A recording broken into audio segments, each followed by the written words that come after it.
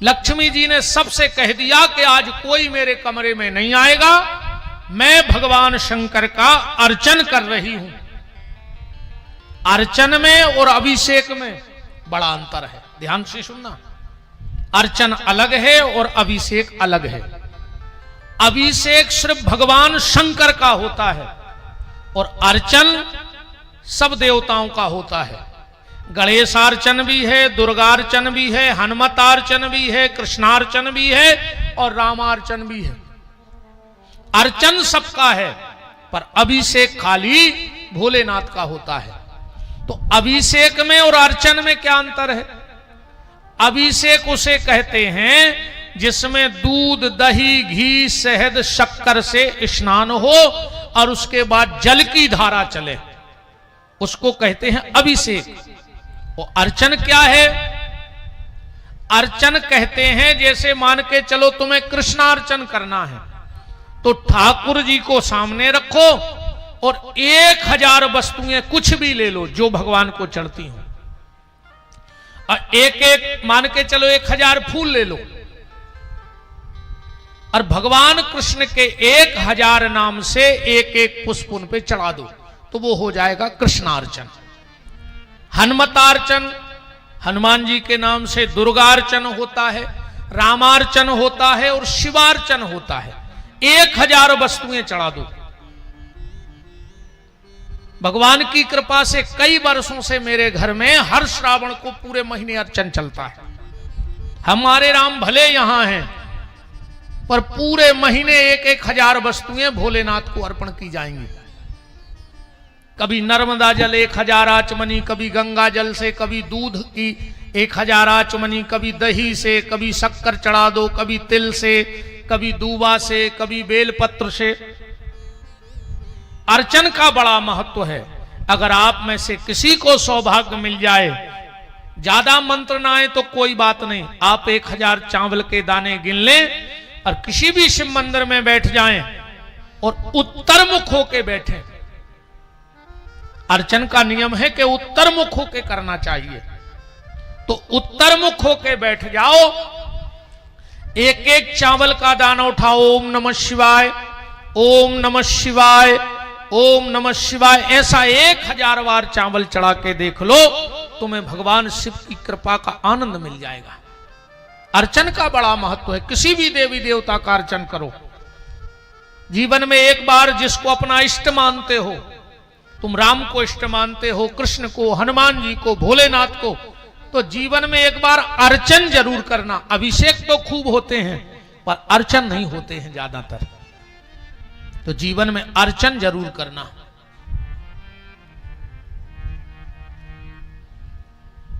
तो लक्ष्मी जी अर्चन करने के लिए बैठी भगवान शिव का। 1000 नारियल चढ़ाने थे, 1000 नारियल गिन के रख लिए। अब भगवान शिव की माया शिव जाने, 999 नारियल बचे, एक नारियल कहां चला गया वो तो भोलेनाथ जाने। अब तो साहब लक्ष्मी जी घबरा गई कि आसन से उठ नहीं सकते, क्योंकि पति की कसम खा के बैठे हैं 3 बार विष्णु। सबसे मना कर दिया कि कोई भीतर आएगा नहीं। अब क्या करें, कैसे फल चढ़ाएं भगवान शिव को? तो जब माता लक्ष्मी को कोई रास्ता ना सूझा तो बगल में खडक पड़ी थी, माता लक्ष्मी ने अपना स्तन काट के भगवान शंकर की पिंडी पे चढ़ा दिया। और जो अपना स्तन काट के शिव पिंडी पे चढ़ाया, भगवान शिव प्रकट हो गए और उस स्तन को ले जाकर के कैलाश की मिट्टी में रख दिया और उसी से बेल के वृक्ष की उत्पत्ति हुई है। बोलो वृंदावन बिहारी लाल की। अब प्रमाण के लिए बिल्व महत्व पढ़ लेना और श्री सूत्र पढ़ लेना। मैंने बिल्कुल पढ़ के आपको बताया है कि लक्ष्मी के स्तन से बेल के वृक्ष की उत्पत्ति हुई है। अब भगवान शिव को बिलपत्र कैसे चढ़ाना चाहिए?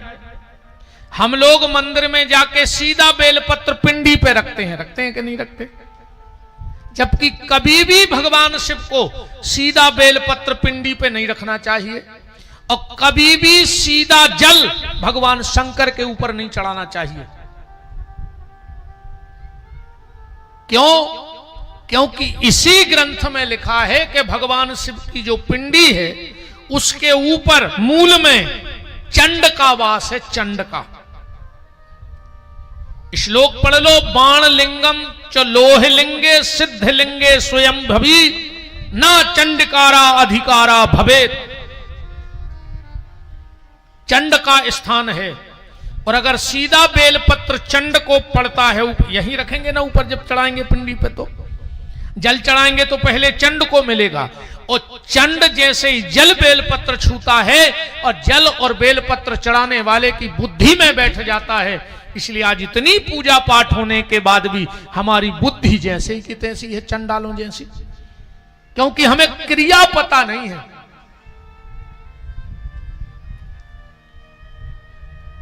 बेलपत्र मैं बता रहा हूं ऐसे चढ़ा के देखना, और जल ऐसे चढ़ाना।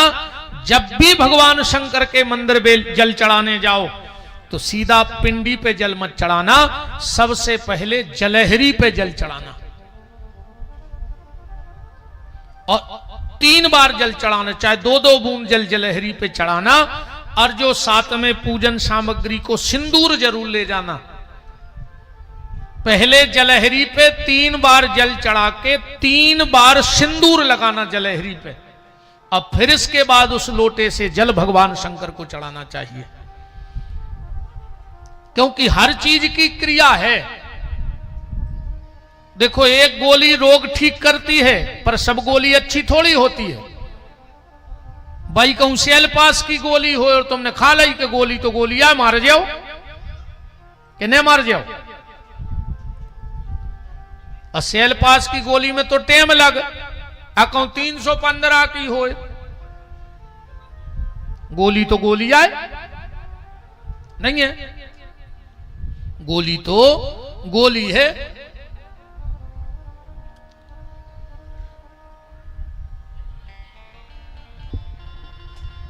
राम को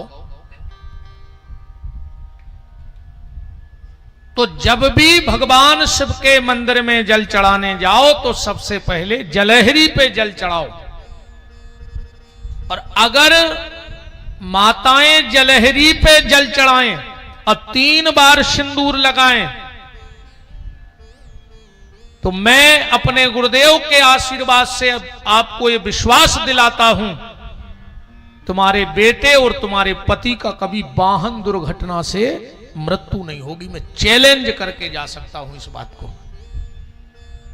कभी तुम्हारा पति और तुम्हारी गोद का लल्ला, तुम्हारी गोदी और तुम्हारी मांग, गोदी माने बेटा, मांग माने पतिदेव, कभी भी वाहन दुर्घटना से मृत्यु नहीं होगी।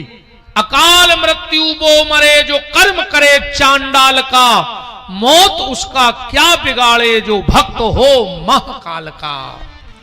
इसलिए तो महाकाल के भक्त गरज के कहते हैं कि कर लूंगा 2-2 बातें, कर लूंगा 2-2 बातें उस काल के आगे, वो काल क्या करेगा महाकाल के आगे, वो काल क्या करेगा महाकाल के आगे। हाँ जी, वो काल क्या करेगा महाकाल के आगे, वो काल क्या करेगा महाकाल के आगे। तना करो रे भज्जा कर रही कहूं और का जमारी खा ले बज रही रे कथा में तबला पे, तुम्हारे तो सब जिगत कहा है। अब कोनो सूरजो तो है नहीं, देख ले अगल बगल ये की थप्पड़ी ने बज रही हो, इस तना हला के देख ले, ठिकानो नहीं कबे को चलो जाए। कर लूंगा 2-2 बातें, कर लूंगा 2-2 बातें उस काल के आगे, वो काल क्या करेगा महाकाल के आगे, वो काल क्या करेगा महाकाल के आगे। हाँ जी, वो काल काल क्या करेगा महाकाल के आगे, वो काल क्या करेगा महाकाल के आगे। हरि बोल।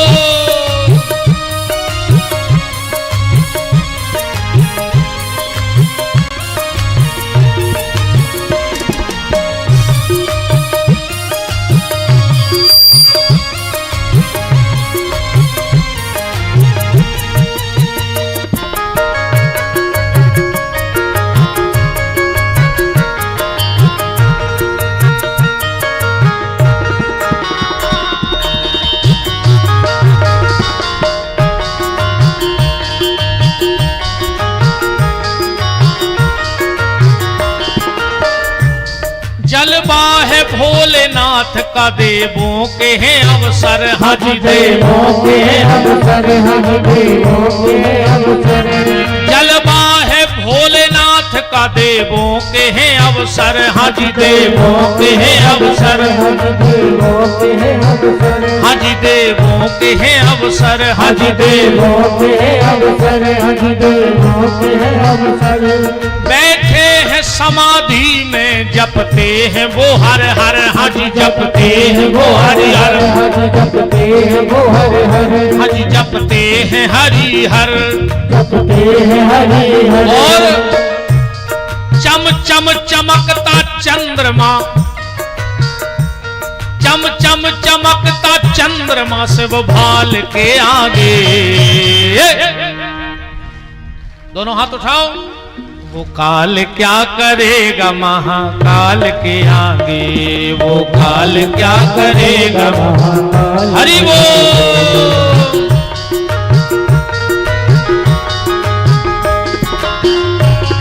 बम बम भोले।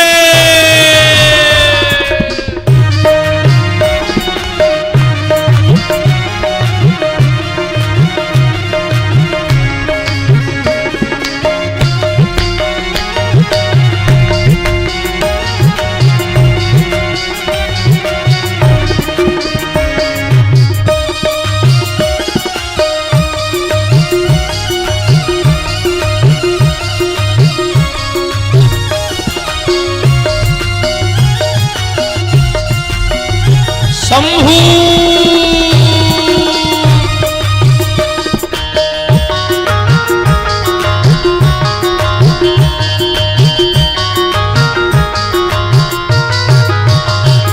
कर लूंगा दो दो बातें, कर लूंगा दो बातें, कर लूंगा दो दो बातें, कर लूंगा दो बातें। उस काल के आगे।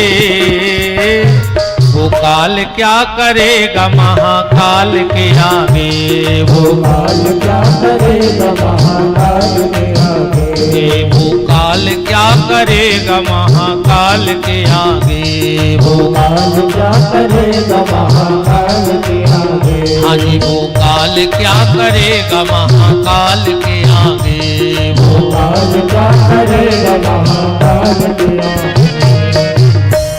बोलो अवंतिका नाथ महाराज महाकाल बाबा की जय हो। तो जब भी जल चढ़ाओ तो सबसे पहले 3 बार जल जलहरी पर चढ़ाओ और 3 बार सिंदूर जलहरी पे लगाओ। इसके बाद भोलेनाथ को जल चढ़ाओ। फिर तुम्हारी बुद्धि में कभी चंड जैसा भाव, चंडालों जैसा भाव नहीं बैठेगा। और बेलपत्र जब भगवान शिव को चढ़ाओ, ध्यान से सुनना, तो कम से कम 5 बेलपत्र शिव मंदिर में लेके जाओ, कम से कम। फिर अधिक तो 5 लाख ले जाओ, पर कम से कम 5 बेलपत्र भगवान शिव के मंदिर में लेकर जाओ। अब ध्यान से हमारे हाथों को देखना। सबसे पहला बेलपत्र जहां से ये जलहरी है, और जलहरी में जहां से जमीन में जल गिरता है, पहला बेलपत्र वहां चढ़ाना चाहिए। आप अभी भी हम जहां रुके हैं वहां चले जाओ। हमारे भोलेनाथ हमारे साथ चलते हैं। अभी हमने प्रद्युम्न भैया को दर्शन भी कराए अपने पूजा घर के। अभी भी देख के आओ, आपको ऐसे ही बेलपत्र चढ़े मिलेंगे जैसे हम बता रहे हैं। क्योंकि अपनी सुबह भी भोलेनाथ से होती है और शाम भी भोलेनाथ पे होती है। दुनिया में लाख बन जाए, लाख बिगड़ जाए, जब तक 3 घंटे भोलेनाथ का अभिषेक सुबह नहीं हो जाता तब तक लगता ही नहीं कि आज का दिन कुछ भगवान ने दिया है। और उन्हीं की कृपा है भोलेनाथ की। ये मेरे भोलेनाथ, मेरे हनुमान जी की कृपा है, राम जी की तो है ही। तो पहला बेलपत्र जहां से जमीन में जल गिरे वहां रखना चाहिए। दूसरा बेलपत्र जहां पिंडी और जलहरी इकट्ठे होते हैं वहां रखना चाहिए। तीसरा बेलपत्र भगवान शिव की पिंडी पे रखना चाहिए। फिर चौथा बेलपत्र नादिया को चढ़ाना चाहिए। अगर नादिया को बेलपत्र नहीं चढ़ाया, देखो भाई सीधी बात है, विधायक जी से मिलना है, बड़े नेता से मिलना है, मुख्यमंत्री जी से मिलना है तो डायरेक्ट मिल लोगे? पहले पीए को साधना पड़ेगा। साधना पड़ेगा कि नहीं साधना पड़ेगा? और पीए को भी ना साध पाओ, बड़े से बड़े नेताजी के ड्राइवर को साध लो बस। पीए बिल्कुल संग न जाए पर ड्राइवर तो संग में जाएगा नेताजी के, और वो तुम्हारी बात भी करा देगा ड्राइवर से, पर उसको थोड़ा सा ले देगा, है ना? क्योंकि भाई हनुमान चालीसा में लिखा है, होत न आज्ञा बिन पैसा रे, वो में तो पैसा रे लिखो है, होत न आज्ञा बिन पैसा रे। ड्राइवर को भर साध लो, साहब से बात हो जाएगी। तो हम तो ड्राइवर की बात कह रहे, तुम तो गाड़ी को ही साध ले शंकर जी की। गाड़ी है ना शंकर जी की नादिया। तो चौथा बेलपत्र नादिया को और 5वां बेलपत्र त्रिशूल को, क्योंकि 3 प्रकार के शूल हैं, दैहिक, दैविक, भौतिक, तापा। भगवान शिव के हाथ में तीनों बंधन में है। त्रिशूल माने 3 प्रकार के ताप।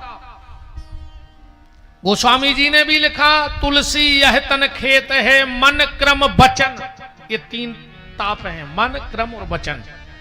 तुलसी यह तन खेत है, मन क्रम वचन किसान, और पाप पुण्य 2 बीज हैं, सो बोवे चतुर सुजान। त्रिशूल पे बेलपत्र चढ़ाओ। भगवान शिव को बेलपत्र चढ़ाने का अलग अलग नियम है। सुबह अगर तुम शिवाराधना करते हो तो तुम्हारा भक्ति में मन लगेगा। अगर दोपहर में तुम शिव जी की पूजा करते हो तो तुम्हारा धन बढ़ेगा। और घर में अगर अशांति है तो शाम को शिव जी की पूजा करो, तुम्हारे घर में शांति रहेगी। हम आपको एक टाइम दे रहे हैं, 11:48 से दिन में 12:12 के बीच में, 11:48 से 12:12 के बीच में आप भगवान शिव को बेलपत्र चढ़ाने लगो। तुम्हारे घर में धन की अलग से आय होगी और तुम्हारे घर का धन व्यर्थ जाना बंद हो जाएगा। अगर तुम्हारे घर से व्यर्थ मनोकर्म भी अच्छे करत रहो, हाओ ना हम कहें सो तुम पूरे गांव की बेलपत्री चढ़ायाओ और कर्म राक्षस पहले भीतर को सुधार गयो। हम कल से जाई कह रहे अकेली कि हमारी जब पूजा पाठ जब काम करे है, जब भीतर से शुद्ध रहे हो, मन अच्छो रहे है, ना कुछ नहीं होने।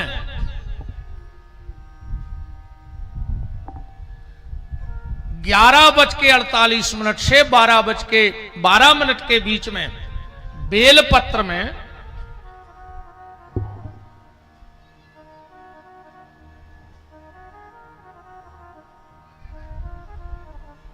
बेलपत्र के जो 3 पत्ते होते हैं उसमें बीच में शहद लगा के